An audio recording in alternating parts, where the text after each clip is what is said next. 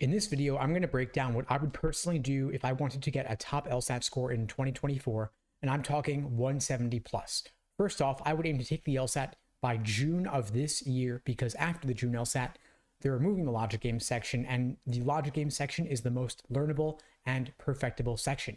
If we look at the breakdowns of those who score in the 170s, they're typically getting perfect on logic games, maybe -1, and they're losing their points on each of the other sections, reasoning and reading comp. So if I was aiming to take the LSAT and get a 170 plus in 2024, I would aim to be done with the LSAT before they remove the games section. Now, I would break down my study plan into 5 phases that I call the LASER approach to LSAT prep.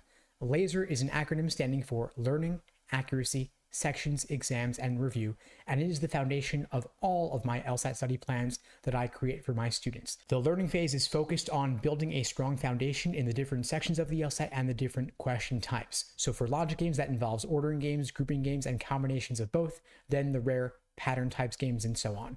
Then with logical reasoning, we have roughly 15 different types of questions: must be true, inference, most strongly supported, strengthen, weaken, flaw, necessary assumption, and so on. So I would take at least a month or two focused on just getting the basics down, getting a better understanding of the proper perspective from which to view each section and each specific question type.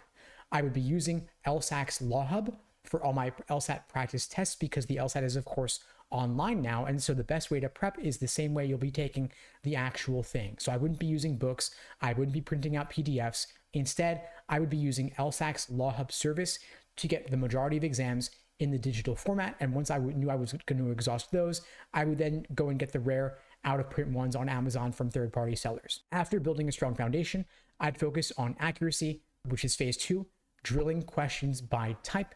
I would just use spreadsheets and lists of questions by type, so I could still take the practice questions in LSAC's Law Hub, which is the only platform that is using real LSAC questions in the exact look and feel that you'll experience on test day. And by the way, LSAC is not paying me to say this. I really do believe LSAC's Law Hub is the best place to do any of your practice tests. Then we have phase 3, which is S for doing individual timed sections, 35 minutes with standard timing. More time, of course, if you have LSAT accommodations. I didn't have accommodations back when I took the LSAT. I'm not sure if I would have qualified, and so I would just assume I've got 35 minutes for each of the timed LSAT sections.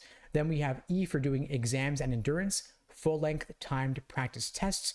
2 of them are back-to-back. You get a 10-minute break. Then you do 2 more sections back-to-back, and that's your test day. Then finally, we have the last and final phase, R, which is for review. I've developed a framework for this called the Socratic Review Method, where I guide you through drilling down into exactly what's giving you trouble regarding a specific LSAT question. Where did your mistake come from, so that you can avoid making that same mistake again. So I would adopt the Socratic Review Method for all of my practice tests, so that I'm not making the same mistakes again and again as I burn through more and more valuable practice material. So again, to break it down, the 5 phases of the prep that I would follow and that I have my students follow as well: the LASER approach. LASER standing for learning, accuracy, sections, exams, and review.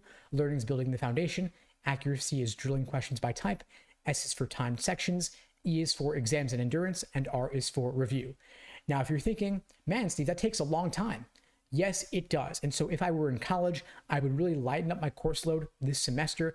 I would take as few classes as possible, or maybe I'd even take the semester off. If I was working full time, I would try to tell my boss, if I could, hey, can I have a lighter workload for the next few months? Can I drop down to part-time so that I have more time to study? In my experience, those who do best on the LSAT are the ones who put in the time in. So ideally, you're putting in a max of 5 to 6 hours per day.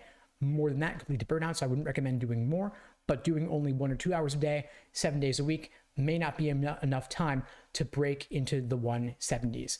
And if I were lucky enough to have a significant other or family supporting me during my LSAT study time, I would aim to just study for the LSAT full-time with no other obligations. So I'd be able to consistently put in that 5 to 6 hours per day, 5, 6 days a week, taking a day off here or there, because again, we don't want to burn out. So this is what I would do. Curious to know what you'd think. If you found this video helpful, please do me a favor and share it with someone who needs to see it. I don't do any advertising for this channel. I rely only on word of mouth to help get the word out, and your spreading the word really does make a difference. And if you're looking for help crafting your study plan, aiming to break into the 170s, whether it's in April or June or August or what have you, there are a variety of ways we could support you at LSAT Unplugged. We offer live online classes via Zoom, on-demand video courses, small group coaching, and one-on-one coaching.